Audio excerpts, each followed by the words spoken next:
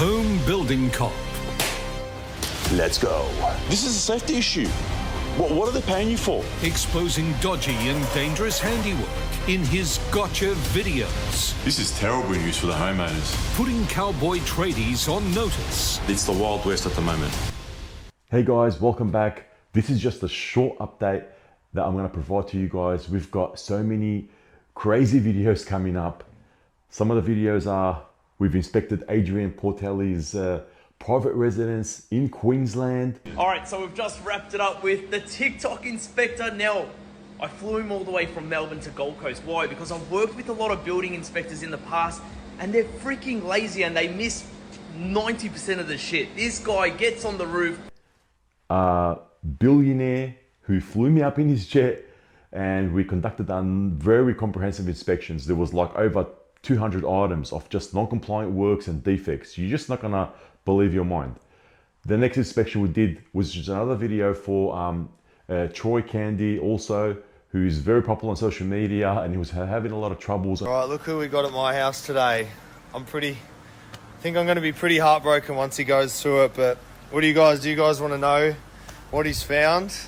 I'll drop a poll here. Should we post it up or should we keep it between me and my heartbreak? Vote yes. Gold Coast, I went past and did another video, which was awesome.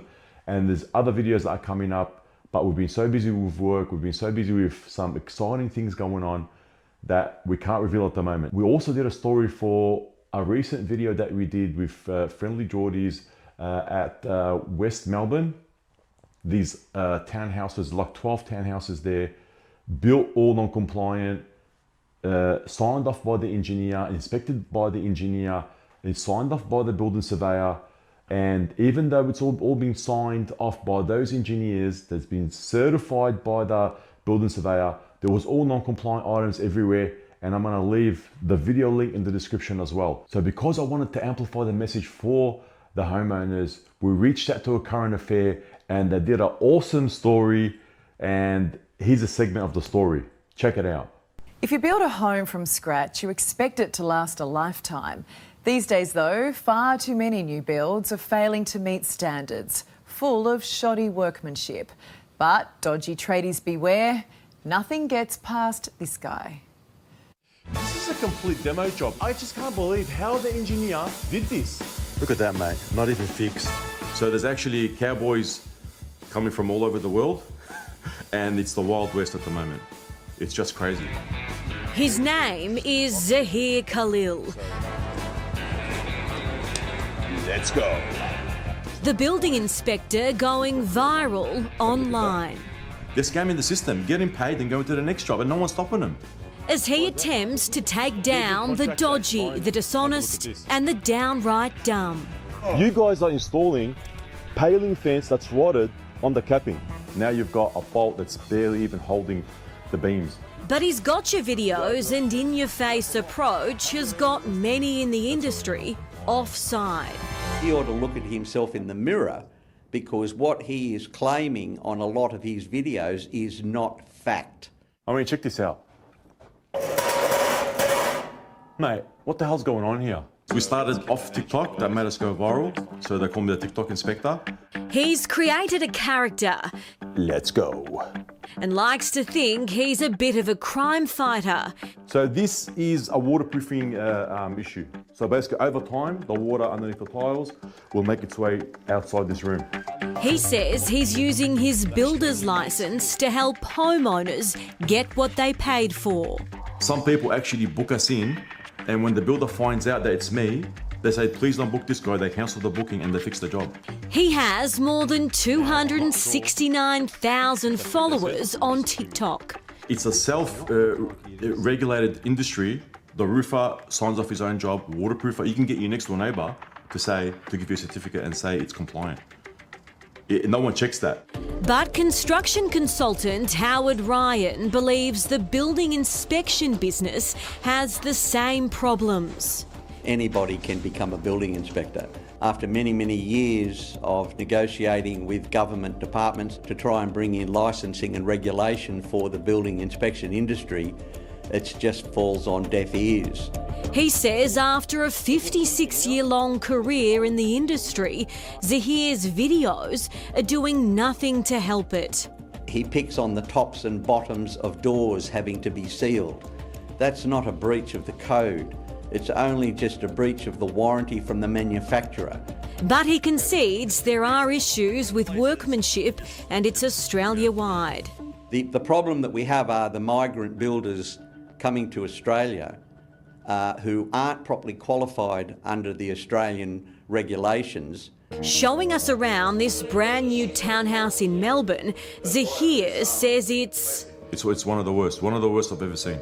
The more you look, the worse it gets, and there's just red flags everywhere.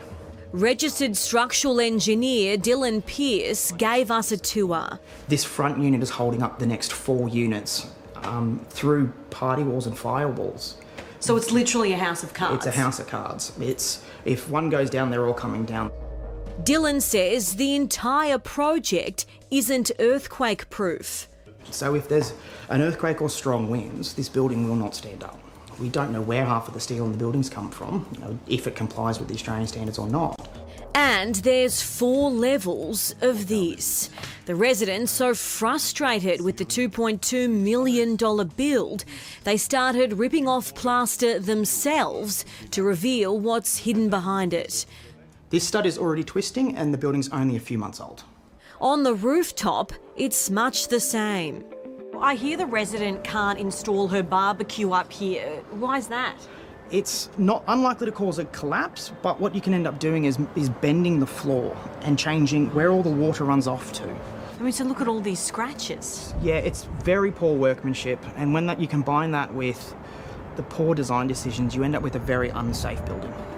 Zahir wrote to Melbourne City Council about the townhouse's safety issues. In a statement, it told A Current Affair, "The City of Melbourne is investigating concerns relating to a new development and has referred the matter to the Victorian Building Authority." The building comprises 12 townhouses. That's 12 new homeowners now trying to figure out, do they look to sell, fight for a refund, or get it fixed? If I was them, I'd sue ASAP. But the TikTok inspector wants to make it known. Not all trades are bad. There's actually really good trades out there. They go above and beyond, and some of them are just pure cowboys. Your work is good from far, but far from good. Let's go. So as you can see, the reason why I wanted to get the media involved, because no one is answering the call for the homeowners. The homeowners don't know what to do. They're going to spend hundreds of thousands of dollars in court. They bought the property for over $2.4 million and now they're stuck with it. They want a refund. And I wanted to get their voice out there by using social media. I write to the council. We contact the VBA. We contact the relevant authorities to try to help these guys get out of trouble, because they've been suffering. They've been scammed. All these different professionals, the waterproofer signed off the waterproofing. It's non-compliant as per the video. All hard evidence and facts. It's actually black and white. I take a photo of what's non-compliant and we show what the clause is. Very simple. We've got a fire partition wall between the units. It's been signed off by the builder that it's compliant. We showed it on it. We showed a certificate on the screen. He signed it off. It's non-compliant. The roofer, he gave us a certificate of compliance that his roof is compliant, and it's non-compliant, and there was no performance solution issued. There was no overflows in the balcony, and the regulator are pretty slow to act, but they do act, but they take a lot of time to act. And then we've got the council. We've reached up to the council, and now they're investigating. But we wanted to amplify the homeowners' message that, hey, look, this is, I've come from overseas, trusted that system, the builder system here in Australia, and it has failed us.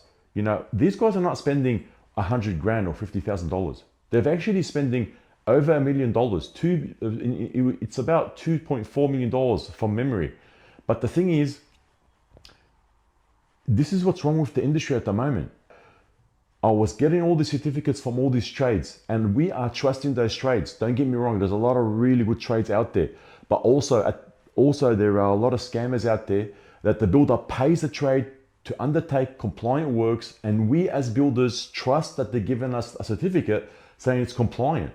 And then when we get a leak or when something fails in the property, guess what happens? The homeowner goes after the builder, and the builder gets in trouble, and the trades are gone off. You can't even get them back. You got to sue the trades, which, you know, they're probably not going to answer your calls anymore. They disappear.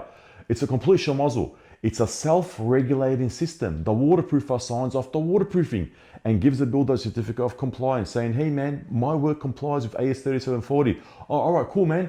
Here you go, here's the money. How the hell is that fair? We are trusting the trades and no one checks their work. The regulator doesn't come and check their work. The roofer, for example, signs off his job. The waterproofer signs off his job. And the builder, he's like, if you just build one property a year, you're not going to be making money. You're not going to survive. You have to take multiple projects on. And the thing is, you can't hold every trade's hands.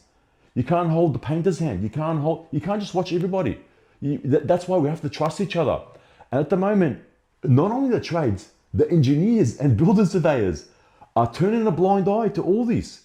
Now, if you watch my videos, especially the latest videos, and we've been pumping those videos out, pretty detailed inspections, and we're talking about structural issues and issues for works that have been signed off by the engineer or building surveyor. And when we come in and we take a look at those items, we're like, hey man, this is the engineering and this is the Australian standard and this is the National Construction Codes. The homeowner has paid for a stage, let's just say, for example, a frame stage. And if you look at the video for I exposed Preston's Worst Builder, if you look at the Worst Builder Award 23, these two properties have been signed off by the building surveyor. And when we contacted the building surveyor and we told the homeowner, hey, forward our report to the building surveyor, guess what the building surveyor did? He issued our directions to fix to the builder. He said, hey man, you got to fix all those items. And the items from our report were inside there, even though the building surveyor signed it off. The building surveyor signed off the job, and all the evidence is in the description for each video. And the thing is, that's what boggles my mind. And then this guy goes on Current Affair and says that about me. I never dealt with this guy. This guy's going on national television saying that my stuff is not factual. He ought to look at himself in the mirror, because what he is claiming on a lot of his videos is not fact. Man, I never said anything about you. And then when we research what's going on with that guy, who he is, Howard Ryan, guess what?